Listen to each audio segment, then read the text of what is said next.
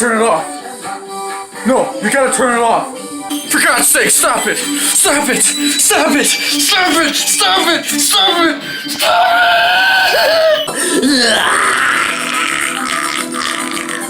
it! Hey, what's up everybody? Rose of the Rascal 15 here. Today, man, I'm here to review a very divisive sequel in the Halloween franchise, and that is Halloween 3 Season of the Witch. It came out in 1982, and it was directed by Tommy Lee Wallace, and it was the last film in the franchise that was actually still the same cameraman from the first two Halloweens. It was still filmed by Dean Cundey, and John Carpenter was still the composer for the movie. And it would also be the last time he would kind of, quote-unquote, help write the film, but not direct it, obviously. And according to John Carpenter and Deborah Hill, which Deborah Hill was actually John Carpenter's wife, who kind of helped make the Halloween franchise, you know, the whole Michael Myers and the story and all that, they decided to do something completely different, where they wanted to focus on each Halloween sequel to be an anthology series, meaning the reason why I'm bringing this up, you're like, okay, why are you bringing this up? For those who don't know, anybody who knows Halloween, they always think of, you know, the iconic, psychopathic killer himself, Michael Myers, you know. He's the iconic character for the franchise. Well, this is the only Halloween movie in the entire franchise that does not have Michael Myers. Well, it doesn't. There is a scene in the film that does have Michael Myers, but it's just literally the movie being played on a TV screen at a bar. I'm not joking. So for those haters out there that can say that, oh, you know what, Michael Myers is not in this movie. He kind of is. He's just not in the way. He's not being portrayed as an actual character in the film. It's just a cameo of the movie being played in the movie's universe, which I don't get what they were trying to go for. I get they were trying to be meta, but it honestly kind of took me out of the movie. Okay, for those who don't know, you're already hearing me bitch about this. My thoughts on this film is that I am very split down the middle about this film. On one hand, I think I can understand the people that absolutely despise this film. I can understand 100% why. They always say it feels out of place, that it has nothing to do with the other Halloween films. You know, there's no Michael Myers, there's no Laurie Strode, you know, Jamie Lee Curtis, there's no Donald Pleasance, you know, none of the characters are from the last two films or that are in here. Like, a lot of people feel like there's a lot of characters and it's not even about the same universe anymore. It's its own beast entirely, this Halloween 3 film. And a lot of people hate the movie for that reason. On the other hand, I can understand the people that love this movie. They say that it was a breath of fresh air. Like, oh no, you know what, don't hate this movie because, you know, they were trying to go for something different. You know, they were trying to make a different horror movie. You know, don't hate them for trying to do something different once in a while. And on one hand, I kind of agree with that. I kind of like it when a horror movie sequel is different from its predecessor. You know, in this case, look at the movie Aliens, you know, directed by James Cameron. That's a very different film from the first Alien, where the first Alien was a very slow, atmospheric horror film. The sequel was more like fast-paced action, you know, really fun action film.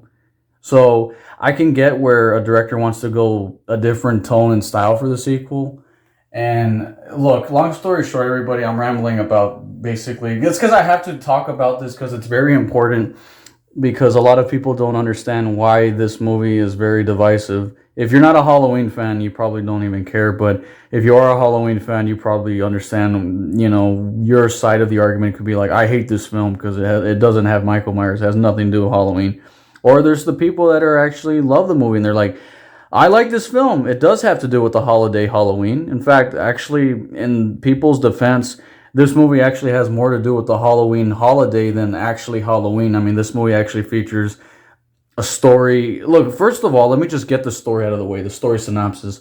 Halloween 3 Season of the Witch follows basically the movie starts with, and there's not going to be no spoilers. Don't worry, there's going to be no spoilers in here. So I'm just going to talk about as little as the story as I can without getting into spoilers. But basically a doctor who's played by Tom Atkins. I think his name is Dr. Chally or something like that. I don't remember his name, honestly. I just know the actor's name because I've seen him in a lot of horror films. But Tom Atkins' character in the film plays a doctor in the movie, and he Basically, he's basically involved in an incident that involves a man that makes masks in a small town out of out of nowhere, and it's up to him to do an investigation to find out that this man who's making these masks is behind some kind of scheme that's involving these strange murders, and that these weird businessmen are kind of being involved with these murders. It's a weird fucking film, guys. Okay, I know what I bet a lot of you are like wondering, like, what does this have to do with Michael Myers? It doesn't. It has nothing to do with the other Halloweens, other than the fact that it's still the same, cameraman. It's still that same John Carpenter-esque style, and it's still his music, which, by the way, the soundtrack to this film is absolutely phenomenal. In fact, it's actually my favorite soundtrack in the entire franchise. Let me start off with the positives. The soundtrack is probably my favorite one in the entire franchise, and I mean that. I think the soundtrack to this film is outstanding. It's really good. The cinematography, yet again, Dean Cundey, who's filmed the first two Halloweens. Again, the shots are real beautiful. They're very nicely shot. They're very nicely lit. Honestly, a lot of the movie looks really good. If you've seen this on Blu-ray or 4K, damn, does this movie look good. Because I grew up watching this movie on TV, so seeing this in 4K was like, man, what a beautiful film. And then you have the fact that it's still got some pretty legitimately creepy moments. Again, without getting into spoilers, but there's some death scenes in this movie that actually genuinely gave me chills, and one involving a lady disarming a chip on the back of a mask. I'll just say that. I won't get into spoilers, but there's a scene where a lady's doing that, and yeah, it's pretty disturbing. And yeah, that's about where my positives are gonna end. So what are my negatives? In fact, I think I have more negatives than positives. For those who don't know, I really want to love this movie. I really do. I understand the people that love this movie and are passionate about defending it, and that people who think that it's very underrated. And it kind of is, to an extent. This movie is underrated in the sense of, it was trying to do something different, but in my opinion, the execution was not that great. I understand, on one side, I understand the people that say, no, this is a good film. It tried to do something different. But in my opinion, if you really judge the film as a film and not just they tried to do something different, you start to really get into the nitty gritty of how this movie was made. It's not great. The negatives I have are the story. I mean, the story is so, I don't know, it's so confusing and convoluted, and somehow it manages to, it's all over the place and it's over the top, and it somehow still comes off boring. It's really weird. This movie has witchcraft and evil stones and masks that kill kids and shit. It's weird. It's a weird film, and don't get me wrong, I appreciate the fact they're trying to go for a different tone compared to the other ones, but honestly, it doesn't really make for a good horror film. And in fact, it makes more for a good episode of the Twilight Zone. If this was a Twilight Zone episode, I would be down for it. I'd be like, damn, that was a cool episode. But it's not. This is a sequel to the Halloween franchise that had Michael Myers, and it just doesn't feel like it fits with the franchise. And granted, some people say, well, just judge it as it is. Okay, here's the thing. People say it doesn't need Michael Myers to be good. And that's fine, but here's the thing. These characters in this film, for the most part, are fucking terrible. I think the characters in this movie are absolutely poorly written. Tom Atkins' character is just not likable. I just found a hard time being attached to this character. I mean, the main character in our film is a doctor who's basically a terrible father, who's ignoring his wife on the phone and always constantly going to the bar and being very, very misogynist to a lot of women at the hospital. Now, I'm not trying to get all PC up in this mofo, but I really don't like this character. I think Tom Atkins is a good actor, don't get me wrong, and there are some funny moments with the character, but when you just had, when your main character in the last two films was, either Jamie Lee Curtis or Donald Pleasance, it's really, hard not to compare. But even if you don't compare it to those characters, let's say Halloween 1 and 2. Halloween 1 and 2 don't exist. Let's say Halloween 3 was just it. Let's pretend Halloween 1 and 2 don't exist. These characters are still poorly written. I don't think it helps the fact that this movie feels very, like it's not very well edited. It feels like it's on fast forward, and then somehow it's still slow. Does that make sense? Like it has really slow scenes, and somehow it also comes off like the editing's really fast. I can't explain it without spoiling the movie, but like the movie takes place over the span of 1 week, and like you go through the first 5 days in like the first 30 minutes. It's insane. It doesn't really feel well paced. I know it sounds like I'm ranting on this film, and I'm pretty sure right now a lot of people that love this movie are gonna be like, "Oh, I'm unsubbing Rosie. He sucks. He hates this movie." I don't hate everything about this film, ladies and gentlemen. If you love this movie, power to you. Don't get me wrong. If you love this movie, I completely understand. I think the biggest things I can say that I can understand is it does have this like weird nostalgia to it. Like I love the nostalgia with this film. What I mean by that is like I love hearing that 80s synthesized John Carpenter score, and I love the 80s cinematography. I love that shot in that film where it, basically it's the cover of the film. It's those kids trick-or-treating outside of Arizona with that sunset. That's an iconic shot. That's gorgeous. I mean, that's the thing about this movie. People get confused with, oh, it's really well shot and the music's phenomenal, so it's a good movie. Like, it's not. I mean, there's good things in this film, but if you really start to really judge the film on its story and characters, they are bad or just plain mediocre. Honestly, I just don't see the appeal with people that say the story's really interesting or that it's really scary. It's actually not. Sometimes the movie can actually be unintentionally funny. And I don't know. Again, another positive I have to say, because I feel like I'm beating a dead horse, ladies and gentlemen. My biggest positive with the film, though, is I do like the main villain in the film, which is played by I forget the actor's name. I'm so sorry. I'll type it. I'll type his name in the review. But basically, he's the villain from RoboCop. If you ever seen RoboCop, he's the same actor that plays the OCP president. So it's pretty cool that he's in this film. Playing, I think his name's Cochran. I think Coral Cochran or something like that. He's the main villain of this film. And again, not getting into spoilers, but there's some twists that he reveals at the end of the film, which I thought were actually pretty well acted. But yeah, he's like there's only two characters I genuinely love in this film. I think the main villain's pretty good, and I actually like this gas station guy. This gas station guy has to be like the most sincere, nicest person I've seen in any horror film.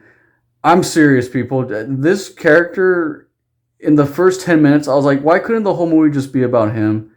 If this movie was about this gas station clerk, this movie would be like a fucking 10 out of 10. But sadly, we have to follow the misogynist doctor that just sucks. I'm sorry. I mean, I love the actor. I love Tom Atkins. He's a great actor. I just think he's playing a terrible character. Anyways, people, I can go on and on. I mean, best thing, again, pros of this film, cinematography, music. I like the atmosphere of the film, but this is pretty much like the same thing with Halloween 2. But at least with Halloween 2, there was there was a story, even though it wasn't perfect. There was some kind of reason to be invested in. And this movie, I just found myself kind of fast forwarding a lot of the boring parts, and I just wasn't as invested. I just didn't find myself loving it as much as, because I actually used to love this film. That was when I was a kid. Because I wasn't really paying attention to the story when I was a kid. I was more focusing on the pretty colors and the nice music. And now that I'm older, I realized these characters are pretty bad, and this story is just confusing and convoluted. And I get with the appeal with the film. I get it. And, I understand people that love this movie, but I just didn't like the whole, it's a sci-fi detective investigation story with two main characters that are just really uninteresting. And then, sadly, I think the best part of the film was actually the main villain. And sadly, the movie only ever gets interesting till, the last 20 minutes. But even then, it gets really dumb. I mean, there's some really bad special effects in this movie that just kind of make the movie feel cheap, even though somehow this $2.5 million film looks a lot cheaper than the $350,000 Halloween film. Halloween 1 looks more expensive than this film. That's an embarrassment. I'm sorry, guys. If you love this film, I'm sorry if I've offended you, but overall, I am just dumbfounded by the fact that this movie, man, again, what saves this movie for me, like, just, trashing and saying, don't watch it.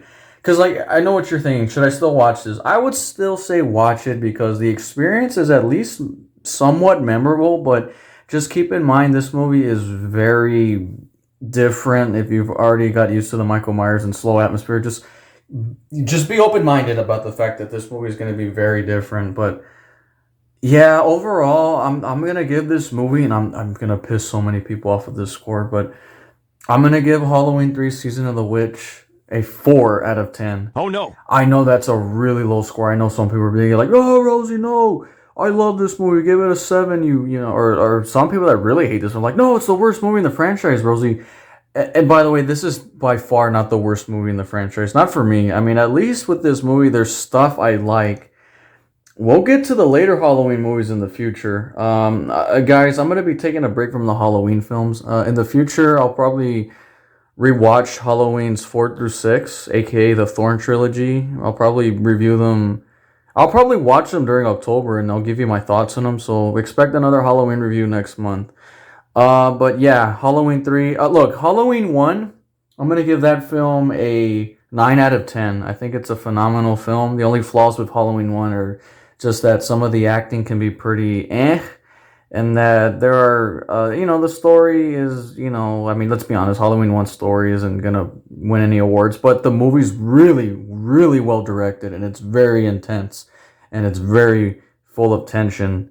And Halloween 2, I think I gave it a 6.5.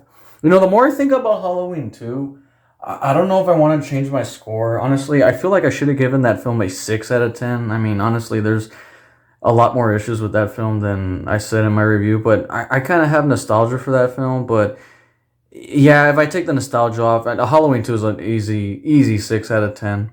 And Halloween 3, I'm going to give it a 4. Honestly, I was thinking about giving it a 5, but the more I think about it, the more I was more leaning towards negative. So yeah, Halloween 3, I'm going to give it a 4 out of 10. All right, everybody, Rose of the Rascal 15 out, and hope to see you guys in the next Rose of the Rascal 15 video. Stay safe and have a happy Halloween. And God bless everyone. Stay awesome. And I love you guys. And Silver Shamrock. That's all I got to say. Oh, that's another pro. I actually like that little commercial despite it being very annoying.